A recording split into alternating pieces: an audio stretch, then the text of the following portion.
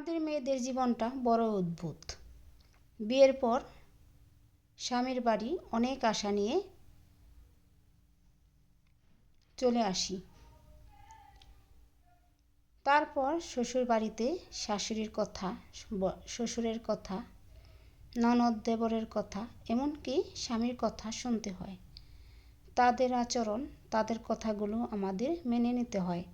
আর এভাবে মানতে মানতে নিজের মনের যে স্বপ্ন, কথা কিছুই আর মনে থাকে না। আর এভাবেই আমাদের জীবনটা এক সময় থেমেই থাকে। তো আসসালামু আলাইকুম, সবাই কেমন আছেন? আশা করি ভালো আছেন।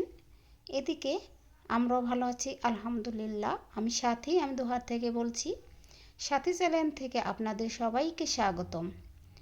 কাছে ও দূরে, দেশ এবং দেশের বাহিরে যে যেখান থেকে আমার ভিডিওটি দেখছেন বা দেখবেন, সবার সুস্বাস্থ্য কামনা করে আজকে আমি একটি বড় ভিডিও নিয়ে হাজির হয়েছি। আশা করি আমার এই ভিডিওটি আপনাদের ভালো লাগবে। তো প্রথমে যারা আমার ভিডিও দেখবেন অবশ্যই একটি লাইক দিবেন। তো সকাল আজকে উঠলাম, উঠে বরের সাথে আসি। বর এদিকে গাছগুলো যত্ন করছে, তো আমি পাশে দাঁড়িয়ে আছি।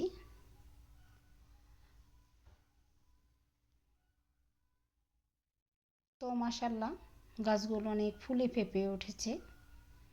আমার ছাদ বাগানে তেমন ভালো কোনো গাছ নেই, যেতটুকুই আছে সেটুকু নিয়ে আমি খুশি।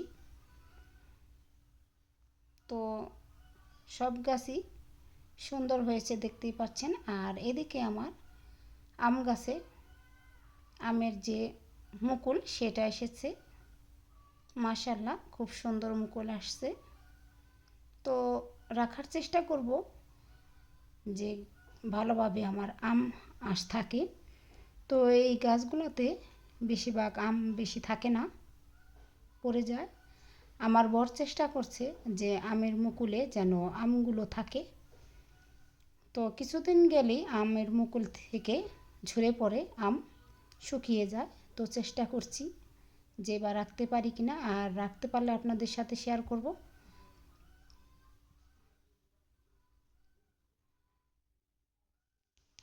তো সকালের আবহাওয়াটা খুব ভালো লাগছিল আমার দেখতে। প্রতিদিনই সকালে আমি এরকম আবহাওয়া দেখি আর সকাল ভোরে হাঁটতে বের হই, ভালোই লাগে। কুয়াশা ভরা, আর দুদিন যাবৎ খুব গরম পড়েছিল, আবার দেখলাম যে শীত পড়েছে। তো আমার ছাদ বাগান থেকে চলে আসলাম রুমে চলে এসে সকালে নাস্তাটা করেই আমার বেডরুমটা একটু গুছিয়ে নিচ্ছি, দেখতেই পাচ্ছেন।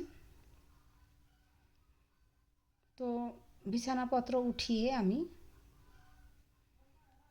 এখন ঝেড়ে নিচ্ছি।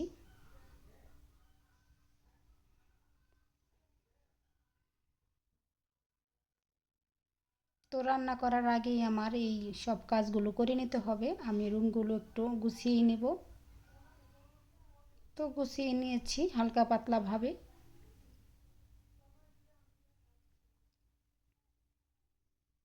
দেখতেই পাচ্ছেন। আর এদিকে আমার ডাইনিং স্পেসটাও আমি একটু পরিষ্কার করে নেব। তো এটার মধ্যে ধুলো পড়ে গিয়েছিল, তাই একটু পুছে নিলাম।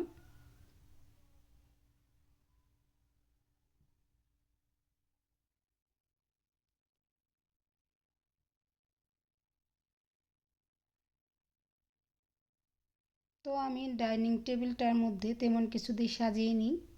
এটার মধ্যে আমার ছোট ছেলে মাঝে মধ্যে পড়তে বসে।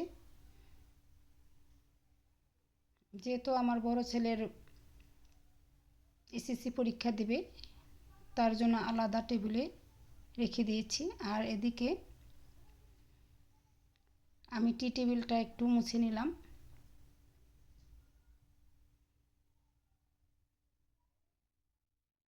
তো ভালো করে মুছে পরিষ্কার করে নিয়েছি। আর এদিকে আমি একটা বলে পানির জগটা রেখে দিলাম, আর গরম পানির ফ্লাস্কটা রেখে দিলাম। আর ড্রয়িংয়ের সোফাগুলো আমি পরিষ্কার করে গুছিয়ে নিয়েছি, দেখতে পাচ্ছেন। আজকে তেমন কোনো কিছু ভালোভাবে গুছিয়ে নিই, হালকা পাতলাভাবে কোনো রকম গুছিয়ে নিয়েছি।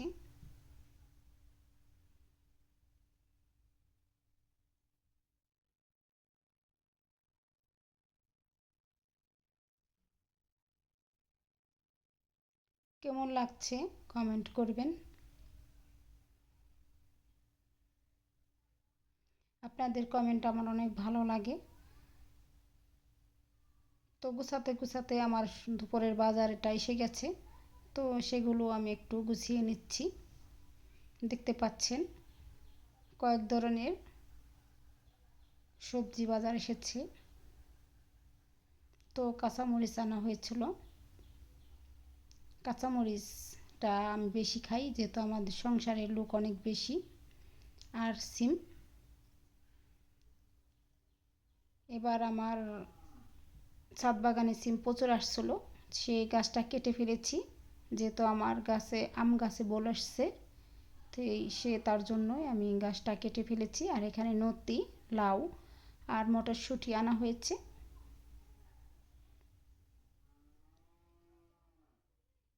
লাউ শাক, ফুলকপি, ধনিয়া পাতা, বেগুন দেখতে পাচ্ছেন, সেগুলো গুছিয়ে নিয়েছি। এখন দুপুরে রান্নাতে চলে আসলাম আমার কিচেনে। তো এখন আমি দুপুরে রান্নাটা বসিয়ে ফেলবো। এ পর্যন্ত যারা আসছেন হয়তো একটা লাইক দিতে ভুলে গেছেন, তো একটা লাইক দিয়ে ভিডিওটি দেখা শুরু করেন। আপনাদের লাইক আমার ভিডিও একে অন্যের কাছে পৌঁছে যাবে। আর ভালো লাগলে সাবস্ক্রাইব করে রাখতে পারেন। তো দেখতে পেয়েছিলেন যে লাউ শাকটা আনা হয়েছিল, সেগুলো আজকেই আমি তাজা তাজা লাউ শাকটা করে নেব।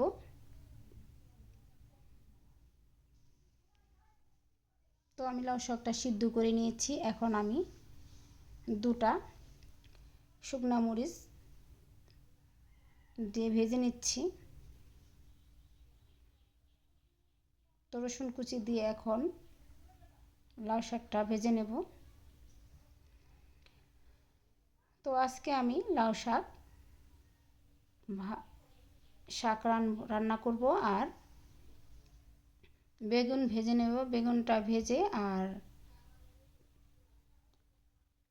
টমেটো ভেজে নেব, সেটা দিয়ে বেগুন দিয়ে একটা ভর্তা তৈরি করব। আর ডিম সেদ্ধ করব, দুটা ডিম আমার ছোটো ছেলে খুব পছন্দ করে, ডিমের ভর্তা করব। আর করব ছোটো রুই মাছের তরকারিটা রান্না করব। তো পাশেই থাকুন, আমার ভিডিও জুড়েই থাকুন। আর আজকে ব্লগ ভিডিওটা করা একমাত্র লক্ষ্য হলো আপনাদের কিছু বলতে চাই। আমি অনেক ছোট ছোট ভিডিও আপনাদের মাঝে দিই, আপনারা হয়তো দেখেন না, আর দেখেও লাইক বা কমেন্ট করেন না। এটা দুঃখের বিষয়, আমার খুব খারাপ লাগে। ছোট্ট একটা ভিডিও আপনারা কেন দেখেন না সেটাই বুঝতে পারছি না। আমি তো এখন বড় ব্লগ ভিডিও দেই না, রেসিপিগুলাই দিই। তো আশা করি আমার রেসিপিগুলো আপনারা দেখবেন, আমাকে লাইক কমেন্ট করবেন আমার ভিডিওতে, আর সাবস্ক্রাইব করবেন নতুন যারা। আর আমি হয়তো আপনাদের ভিডিও বেশি দেখতে পারি না, আমার সময়ের অভাব। তো সময় হলেই আমি আপনাদের ভিডিও দেখব, কেউ কিছু মনে করবেন না। তার জন্য আজকে আমি এই ব্লগ ভিডিওটা করছি। আপনাদের কিছু কথা বলার জন্য। আর অনেক আপুরাই আমার ভিডিওতে ছিলেন, আমার আইডিতে ছিলেন, অনেকেই আমাকে সুন্দর সুন্দর কমেন্ট করতেন। আর ভিডিও ছাড়া মাত্রই আপনারা লাইক করে ভিডিওটা দেখতেন, আমার অনেক ভালো লাগতো। তো এখন দেখি যে আমার ভিডিওতে 2টা 5টার চেয়ে বেশি কোনো লাইক নেই বা কমেন্টও নেই, ভালো লাগে না। ভিডিও করতে উৎসাহ লাগে না।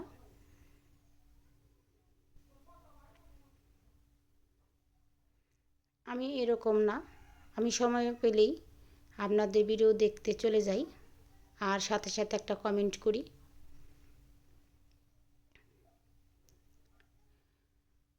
সবাই তো কষ্ট করেই ভিডিও করে, আমিও কষ্ট করে ভিডিও করি। আমার সংসারে প্রচুর কাজ, তার ফাঁকে ফাঁকেই আমি ভিডিও করে আপনাদের মাঝে আপলোড করি।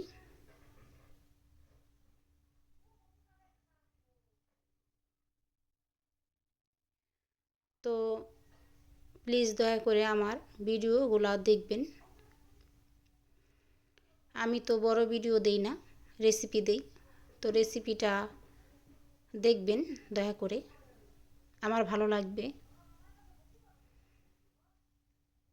তো রেসিপিগুলো দেখে একটা লাইক দিবেন আর সুন্দর একটা কমেন্ট করবেন। আপনাদের কমেন্ট ধরেই আমি আপনাদের আইডিতে চলে যাব। আপনাদের কমেন্ট আমার অনেক ভালো লাগে, আপনাদের কমেন্ট দেখলে আমার ভিডিও করতে উৎসাহ লাগে। আর নতুন যারা তারা সাবস্ক্রাইব করবেন।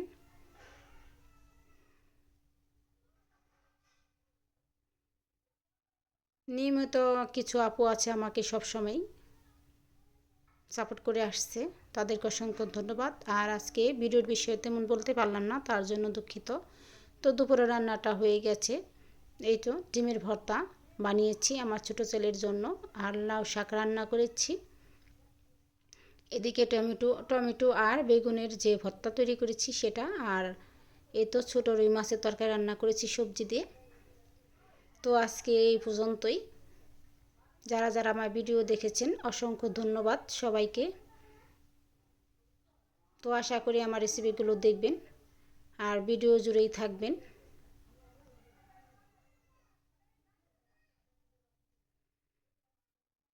আজ এই পর্যন্তই।